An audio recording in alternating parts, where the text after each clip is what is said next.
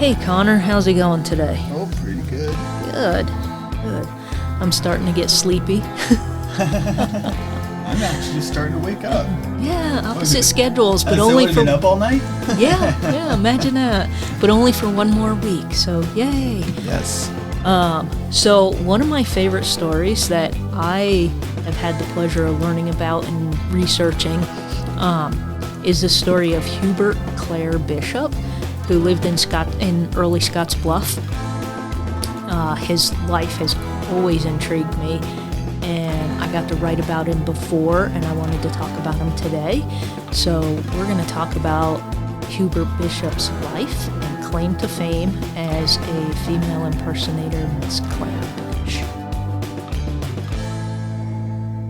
I'm sure when Hubert was born, his parents never imagined all the cool things he would do and how he helped people during the Spanish flu pandemic, and how everyone knew and enjoyed his performances all over Scottsbluff. I'm pretty sure that when he was born, they were just happy to have a son, happy to have a kid, and that, he lived to adulthood, because Bishop was born on August 6th, 1890, and we all know that time in history. Yep. Not everybody lived till adulthood. His story information is a little confusing, so I am going to go a little bit into that today. He was the oldest son of Annabelle Myers Bishop and Seymour D. Bishop. I don't know exactly how his father died, but in 1916 he moved with his mom to Scottsbluff. Before I started working on the story, I went back again to try and find out how his dad died, and I'm still not sure. I'm sure that information is out there somewhere. I'm just not looking in the right places. And I can't really tell you how many siblings he had, because different sources list anywhere from 1 to 4 siblings. His draft registration card for World War II said that he should not be drafted because he had to take care of his mother and his sister. So because that's what I would have thought, is it was the war. Yeah, but I can verify there was one on this occasion, and I'm going to explain a little bit more into the digging I did to in his past, and I didn't really find anything new. So I'm going to quote from an article I wrote, I want to say it was 2017. An extensive search found no record of Bishop being married, but the September 14, 1933 edition of the Greeley Daily Tribune said, Mr. and Mrs. Hubert Bishop and Mrs. Earl Proctor and 2 children, Leslie and Fred of Scottsbluff, Nebraska, left Greeley Tuesday after having spent 2 days as guests of Mr. and Mrs. Charles Garretson. Mr. Bishop and Mrs. Proctor are brother and sister to Mrs. Garretson. Mrs. Annabelle Bishop, Mrs. Garretson's mother, who has been visiting her for a short time, returned to Scottsbluff with the group. So this would indicate Bishop married at some point and had 2 sisters, Mrs. Proctor and Mrs. Garretson. The 1900 census records indicated Bishop had siblings Ralph W., Lyle A., Helen F., and Mabel G. So that's where I found 4 siblings. The 1910 census listed Annabelle as a widow and listed only Hubert and Mabel as her children. Interesting. And by World War II, Annabelle and Hubert had moved to Casper, Wyoming, where Annabelle passed away on December 12, 1945. Bishop eventually moved to Cass County, Nebraska, where he died on January 3rd, 1975, and he's buried in the Elmwood Cemetery. With records that old, it gets a little confusing, because this little blurb of them traveling to visit some folks, he's got the 4 siblings, but then there's a couple of other accounts where he's just got a sister. Yep. I'm not exactly sure where all of that fits. I'm sure a historian can sort that out, or someone who does ancestry research that knows how to do that much better than me. Because even me, I've tried looking on Ancestry.com for some of my own relatives and can't find them. Yeah, I'm very similar. The Baumgartners, there's so many of them. Yeah, and there aren't a lot in my family, but I just don't know how to do that kind of research. So I'm sure someone else may hear this one day and be like, oh, I know how to do that and can fill in those blanks. Exactly. Unfortunately, I can't, and Hubert died in 1975, and I don't know of any living relatives to even go to try and find. So that's the basic story of Hubert Bishop, but there is so much more to him, and he's just really super cool. He's like one of my favorite folks from the beginnings of Scottsbluff, or early Scottsbluff. When I did some research at the Legacy of the Plains Museum, I found records that Bishop worked for the Fleasbaugh store, and I know the Fleasbaughs are still around town now. Are they? Mr. Fleasbaugh died, I want to say 10, 11 years. It's been like a decade or so since he passed away. And I know they still own property in town, but I don't think they live in town, but people know of the name still. So Bishop worked at the Fleasbaugh store, the McCreary Brothers, and the Parisian Dress Shop from about 1928 to 1940. I haven't been able to confirm, specific dates, or was he working for all three at the same time, or which one he worked for first. That was pretty much all I could find at the Legacy of the Plains in their archives. Well, and Fleasbaugh's store was a grocery store, general store. I believe they were just a general store. Oh, okay. I'm not sure what McCreary Brothers were, but Parisian Dress Shop, pretty obvious. Yeah. And Bishop and his mother also operated the Bishop Drapery Service, which was located at 110 East 22nd Street in Scottsbluff. So, he's apparently holding down more than one job. And I would guess, since there's so much information about him, that he's probably the breadwinner in the family. And because he was, the eldest son. So it was probably his responsibility, with his mom being a widow, that he had to do a little bit more. So he learned how to sew from his mother, and he became quite good at it. And those skills would come in handy for what he was famous for in town as the female impersonator, Miss Claire Bishop. And in all the historical records, that's how he's referred to, as a female impersonator. And that's why I kind of chose to go with that, because that's what he was called at the time. So Miss Bish wore costume gowns. He made and sang all over town in church plays and theatricals. And according to one account at the Legacy of the Plains Museum, he sang in a lovely lady's voice. His costume included a brown wig, jewelry accents, hair combs, and fancy, elegant gowns. Everyone loved hearing Miss Bish sing, and she was known for a trademark ending to her performance. So Miss Bish would get up there and sing and dance and do her whole performance, and then at the end she would whip off her wig, and it's Hubert, and he would sing in a very deep male voice. And that's what Miss Bish was known for around town, and everybody loved the performances. Oh, yeah. So in addition to the singing, she danced as well, and I would have loved to have seen it, because I have seen several of the outfits that Miss Bish wore. They have them down at Legacy, and I can imagine them being very Parisian old frilly dresses, right? You really have to whip around and there's a couple of short sequin ones as well. So I'm really? I would have loved to have seen those performances.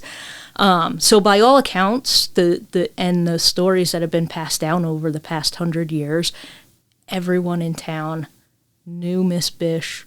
They loved her. They loved going to the performances, and Miss Bish was considered one of the best performers in town. Yeah. And was in quite high demand at the time. So I'm just going to read a little bit from the research I did about how Bishop and his mom came to Scottsbluff, and I'll link to that story on our Patreon page. There's no point rewriting this when I can just read what I already wrote. His interest in performing began in Aurora, where he reportedly made his first performance in 1909 at the Open Air Dome, a forerunner of the drum theaters. On stage, he was known as Miss Claire Bish. According to an undated, unnamed newspaper article at the Legacy of the Plains Museum, the author attempted to locate the Air Dome to confirm performances. The author found a front-page story in the June 23, 1911 Hamilton County Register about the opening of the Air Dome. Aurora had 3 other entertainment halls during the 1909 to 1912 period. Due to a lack of historical documentation, it is unclear where Bishop performed in Aurora. So this is, again, one of the things you and I frequently come across when we're trying to do research. Someone thought this was important to put in Hubert Bishop's file. They cut the article out of an old newspaper, but they neglected to write down what newspaper, what date, where the information was from, and then because of that, the person trying to do research on Bishop can't find any more information because it's an undated, unnamed newspaper article. Mm-hmm. And Aurora's pretty small. Yeah. If I remember correctly. So my guess would be it would be whatever newspaper it was, but trying to find that information isn't the easiest thing to do. And when you have time constraints, you just kind of got to go with what you have. Yeah. But everything else that was in that article that I read matched up with everything else that I knew about Hubert. This was just the new information that I had found. So maybe that is out there somewhere in a library in microfiche or something somewhere. And again, I don't have unlimited time to go find this. If I was super rich, I would be like, hey, Connor, let's go to Aurora, see if we can track this down. Let's go scan some microfilm. Yeah. Yeah. Anyway, regardless of how the Bishops found their way here, what he did beforehand, it appears everyone welcomed them in town. They were just 2 folks living in Scottsbluff and doing their best and doing the things that they like to do. Miss Bish's most famous performance was at the dedication of the Lincoln Hotel on January 1st, 1919. It's a really cool building. Yeah, for anyone who gets to come down to Scottsbluff, definitely check out the Lincoln building.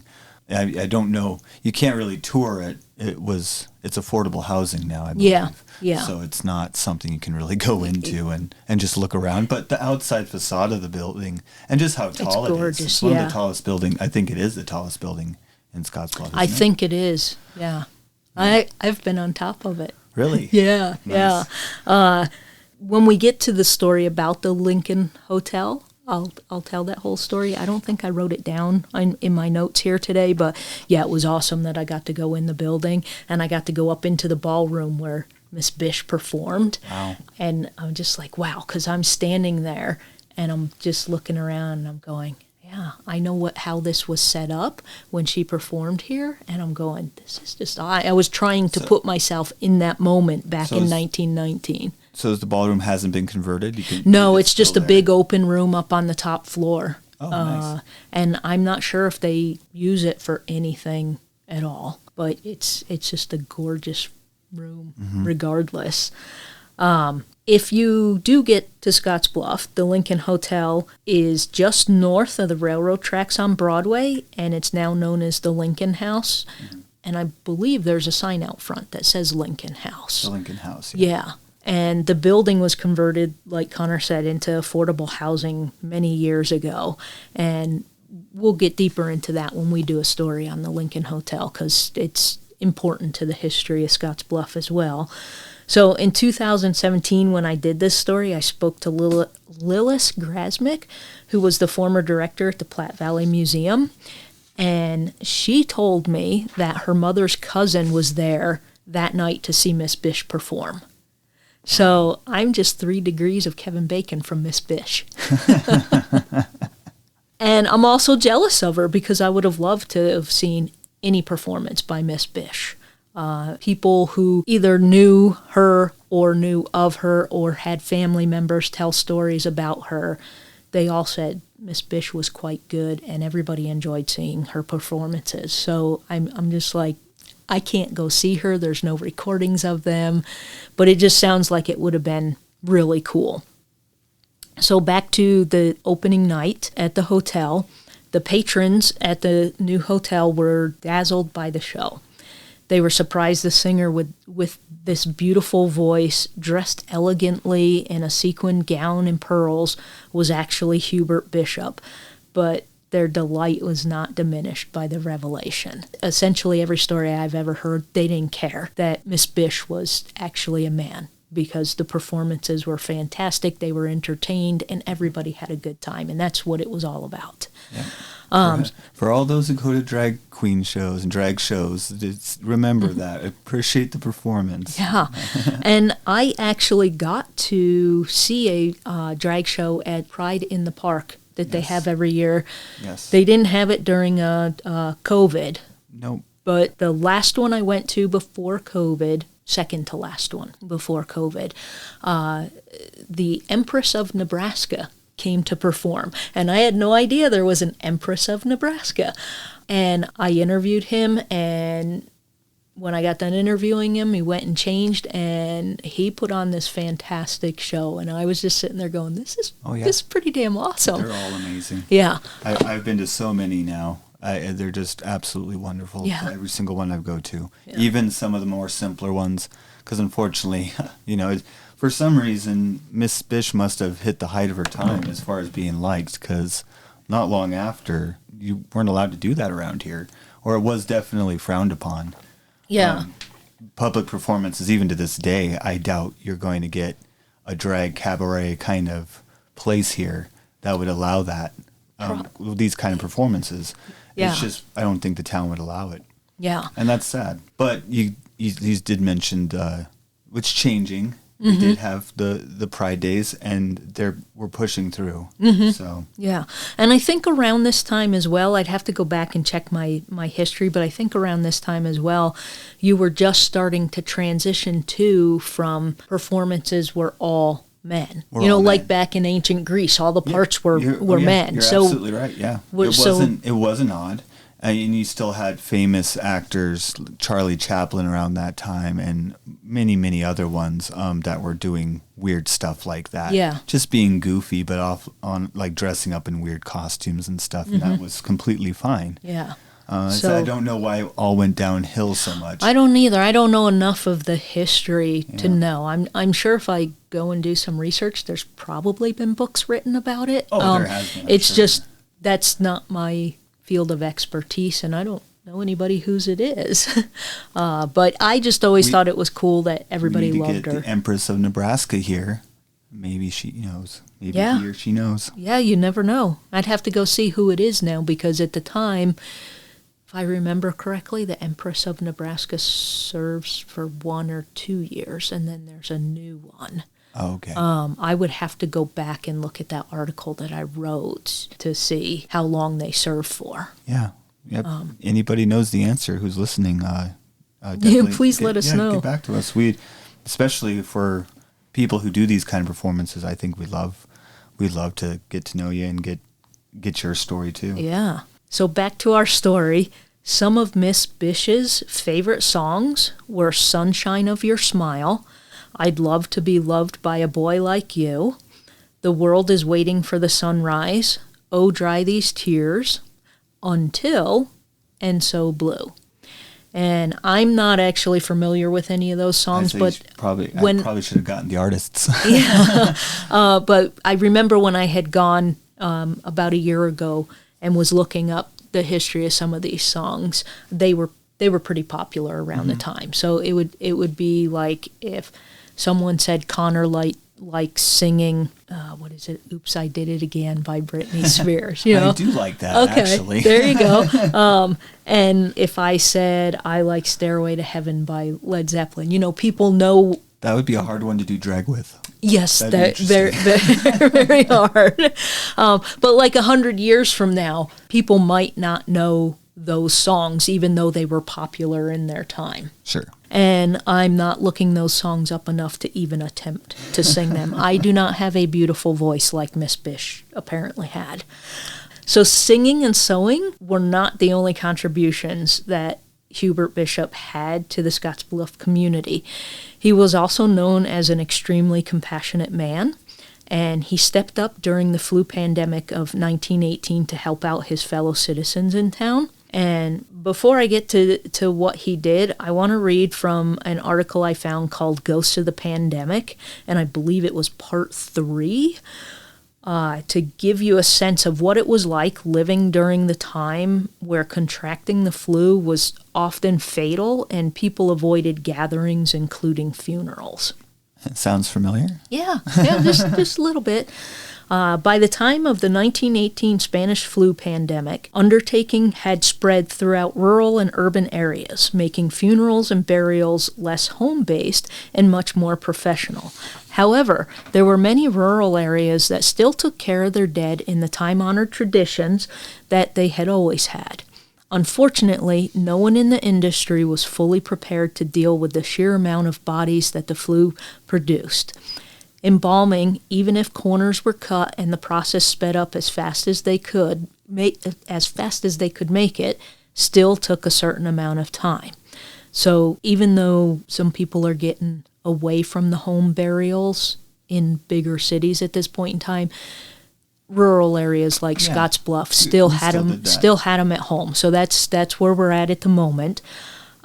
Funeral homes only had so much space for body storage, so flu victims were sometimes stacked up inside hallways or even inside the undertaker's home. All the while, the undertaker embalmed one body after another, hoping that at some point the steady flow of corpses left in the wake of the flu would slow down. And this reminds me of the early COVID pandemic in New York City. Yep. That's how quickly it hit the big major cities, and they were hit hard. And they shut down very, very fast. Yeah. So in areas where the family or community took care of preparing and burying the dead, things were just as bad. A whole family could lie inside a home sick, dying, or already dead, with no one being well enough to take care of the living, let alone the dead. Neighbors who would normally be more than willing to lend a helping hand stayed away, terrified that they might get the flu and take it home to their own families. Burials also became problematic. Gravediggers were not immune to the flu, so if they were sick or dead, there might not be anyone to take care of preparing a grave. Many times cemeteries carried on the best they could with fewer people. In some places, however, there were so many dead that local authorities had to conscript workers from whoever they could find that was healthy enough to hold a shovel. This included anyone from city employees to seminary students. I think a lot of people also need to remember that the undertakers in these days and the normal gravediggers often had, that wasn't their only job. Yeah. They usually owned a general store, post office, or they did something else. It was very rare that the undertaker only did undertaking, if that's what you call it. Yeah. Because the community just wasn't big enough. And ideally, you didn't want a lot of people to die. So, you didn't really want to be a steady profession as an undertaker. Yeah. But now, in this time, it did become more than steady. It became too much. Mm-hmm. So in other places, even these temporary makeshift workforces weren't available, and people had to take care of burying their own dead. Between World War I and the ever-increasing numbers of flu deaths, casket manufacturers quickly became overwhelmed. Some families converted cardboard boxes or wooden packing crates into makeshift coffins. Others had to simply inter their dead without even a shroud. Public visitations and funerals were completely banned during the pandemic in several places. Services were often limited to immediate family within a home, with one clergyman performing the service. There was no special music, no flowers, and no elaborate cards. I think and also, in case people are confused, during this time, largely very conservative Christian communities did not burn their bodies. They didn't believe in burning bodies. So that's kind of why it became such a problem. If anyone's asking, well, why didn't they just make a huge pyre and burn them all? That was why. It was still considered, even up until, I want to say 50s, even in 60s and 70s, you still saw that practice. Yeah. I had interviewed the gentleman who runs the cemetery here in Scottsbluff not long before I left the paper, and he said that you see that part of the cemetery is still empty. Mm-hmm. They had actually purchased that land across the street, which is now the soccer complex. Yeah. And he said that I think it was around late 90s, early 2000s, he said, was when the shift started to people wanting to be cremated. And he said he doesn't know if they'll ever fill the Scottsbluff Cemetery because so many people want to be cremated now. So in 100 years, we've gone completely the other way. Yeah, well, and now we're getting into even more interesting things like growing trees or using it for scientific research out into space and that kind of things, or donating your body to science. Yeah, there's a lot of options. All those things, which are really intriguing to people instead of just, rotting in the 6 ground. feet under. Yeah. Yeah. So this is the world that Bishop is living in. And everybody knows he's really good at sewing. He's really good at performing. But he's also this really kind and compassionate man. So with people avoiding each other and any kind of public spaces or places, most of the residents started having funerals in the home of the person who had just died.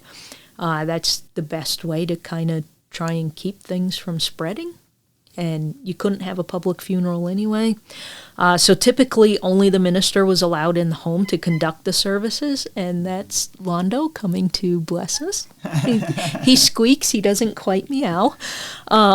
So you usually just had the minister, and he conducted the services for the dearly departed, and that was it. Nobody else came to say goodbye.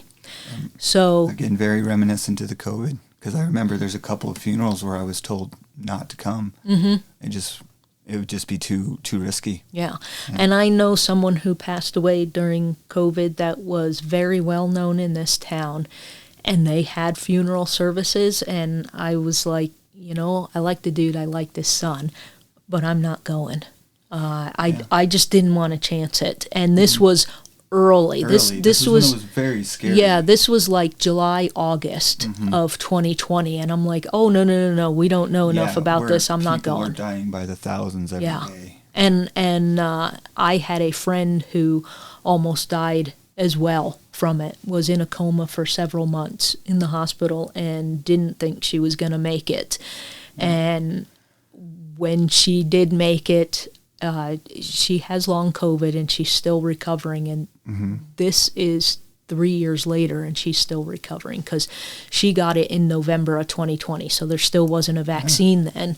It's remarkable that this is our plague, and this is like the our time for it, which is, I guess it's an incredible time to be alive. So here's Bishop in the middle of all of this and probably knows a lot of people that are dying from the flu. And he would take his 1909 portable pump organ and sit on the porch of the homes of the person who had just passed away and play hymns for them. Because he wasn't allowed in the house, but he's like, I can sit out on their porch and I can play hymns for them. They deserve something more than just a minister coming in.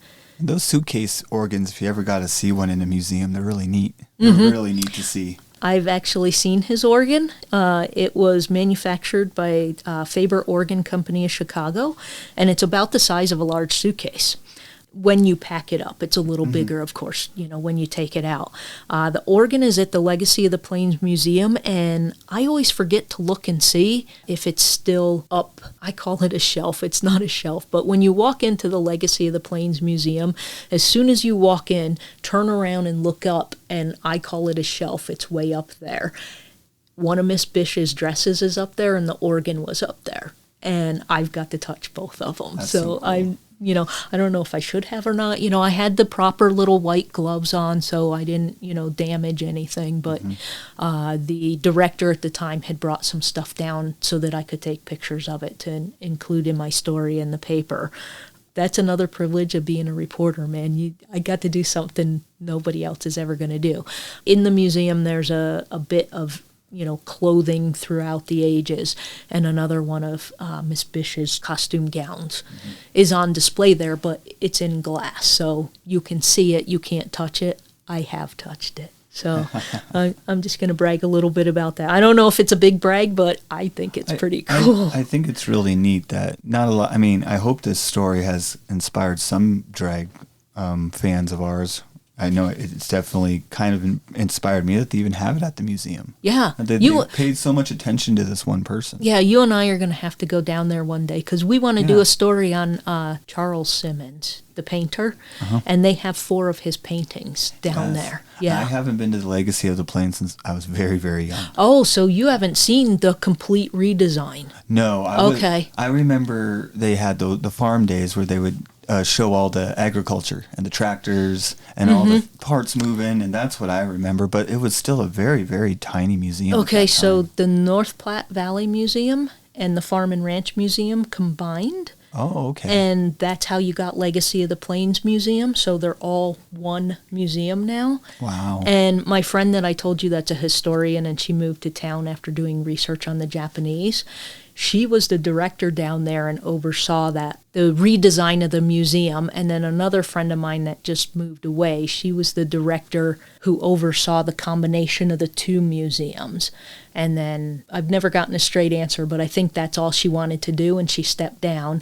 And then my other friend took over, and she oversaw the redesign of the museum to be a modern museum. So you've definitely got to get out and see it. Yeah. I mean, I'm saying that to myself, but also to our listeners. Go out and get out and see it. It's a good museum. It's worth it. And without giving you directions, it's literally a quarter of a mile from the Scottsbluff National Monument. Yeah, it's like find the monument, you'll find it. You can't miss it. So back to Miss Bish. One of the dresses that she wore was a black sequin gown. Yeah. All right, I'm going to start that. Black sequin gown. Yes, thank you. So one of the dresses was a black sequin gown, which Miss Bish wore in Lincoln, Nebraska in 1915 when she performed in a show honoring the Nebraska State House employees and legislature. So she didn't just perform in Scottsbluff, she performed all over.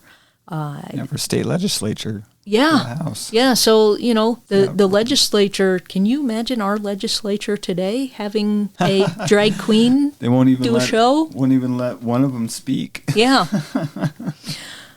So going back to that other article, at the Chamber of Commerce Glee Club in Scottsbluff in 1922, Bishop wore a full dress suit, and in 1925, Miss Bish wore a blue sequin gown for the Athletic Club New Year's party in Indianapolis, Indiana. So again, she's not just performing in the state. Well, all over the U.S. Yeah.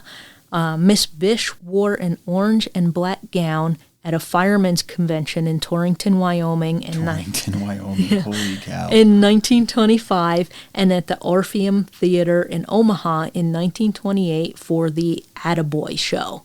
So she's going all over performing. Definitely well known if she's traveling that far. And I've held that orange and black gown in my hands. It's at Legacy. It's kind of gaudy, but for 1925, it was probably fine. Drag is always gaudy. I don't think many drag queens would attest to that. That's pretty over the top. That's kind of the idea. Okay. There are also stories that the ghost of Miss Bish is still around and is chilling out at the Midwest Theater in Scottsbluff. Did you know that?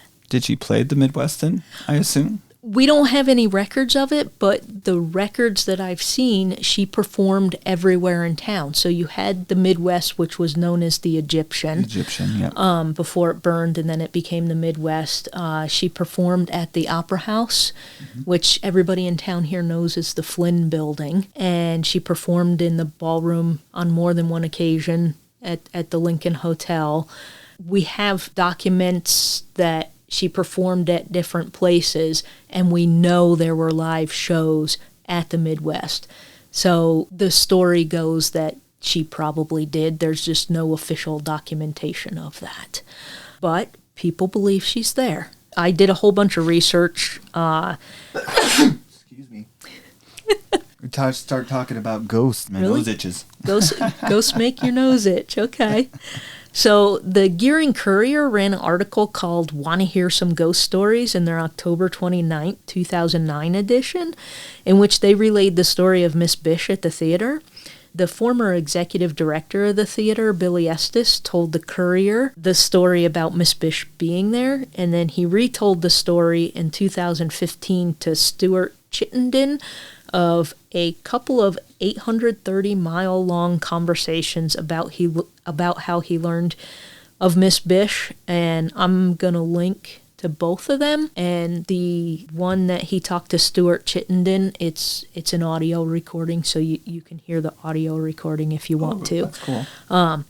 I do know how to put that audio recording into our podcast, but I don't know if legally I can do it, so I'll just provide the link. So this is what he told Stuart Chittenden. About 15 years ago, a visitor from New Mexico told Billy she was a spiritual sight interpreter and wanted to walk around the theater in the dark late at night. So Billy agreed and met her that night after the theater closed. The woman said she felt 3 spirits in the theater.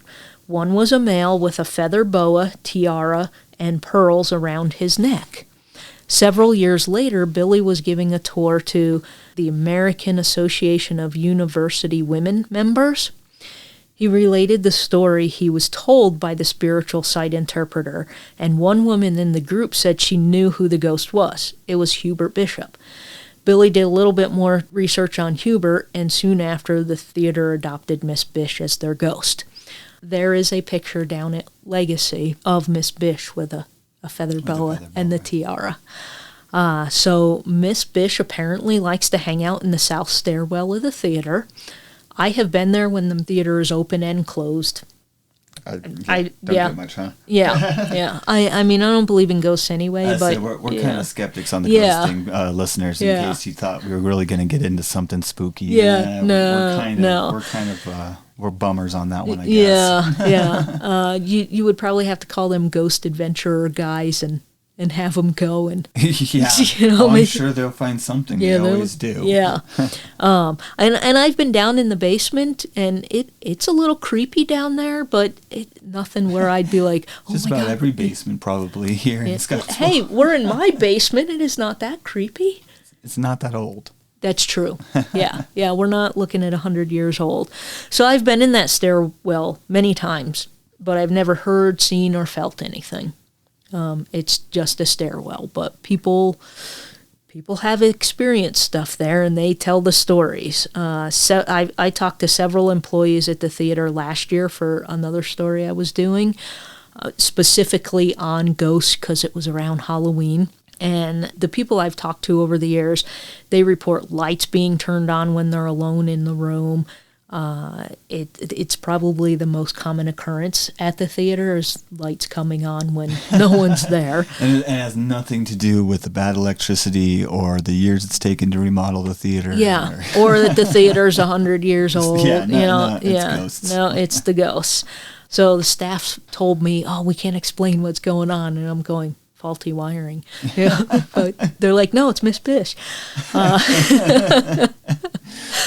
Well, tell Miss Bish to get a life and stop fiddling with the lights. Yeah, and then watch tonight. I'll go to bed and my light will start flicking on and off, and I'll text you. I'll be like, Connor, my lights aren't working.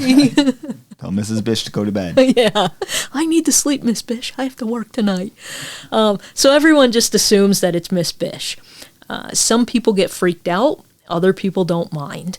Most of the strange occurrences at the theater are attributed to Miss Bish, from adding machines that just start clicking, to malfunctioning ticketing machines, to phones that ring with no one on the other end.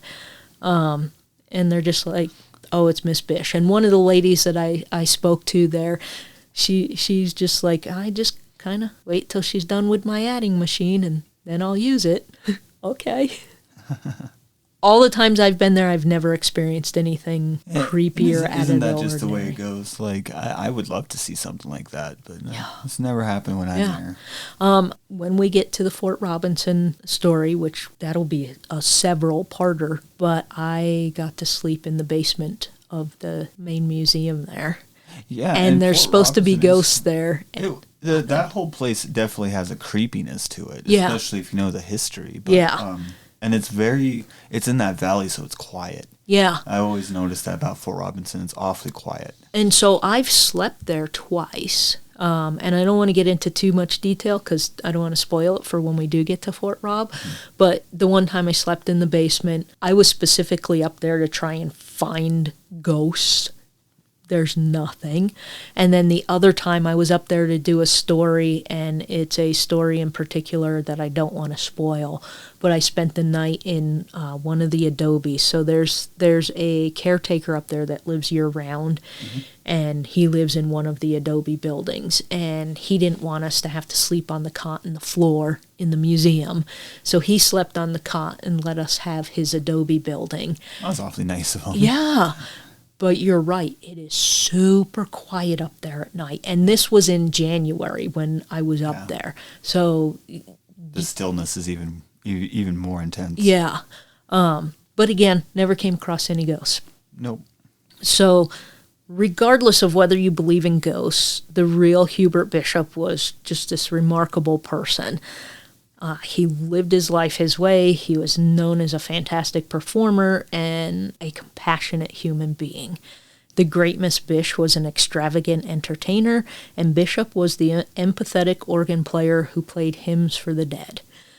None of the records I found had anything but glowing praise of Bishop. Yeah. Isn't that remarkable? Yeah. He was accepted and well received wherever he went, and I like to think Scottsbluff was a little bit better off for having his presence in town, even if they think his presence is still here. Yeah, absolutely. So that's the story of the great Miss Bish, and That's really incredible. What an incredible life. Yeah, and every time I can get a chance to tell somebody that story, I do. And so Hubert Bishop was on my list. He was one of the first stories I wrote down when I was like, we're going to do this podcast. Yeah, and it's excellent coming into Pride Month. And recently with all the stuff that regarded Pride that's being controversial right now and being fought over right now. And we don't get too political or nothing, but just to throw that out there, yeah, it's really refreshing to hear stories like this. Yeah. And I hope you come back next time to listen to more stories and to Connor and I ramble on about whatever it is we're going to ramble on about. Absolutely. Thanks for listening to Storytelling on the Plains, a podcast about the history of Western Nebraska.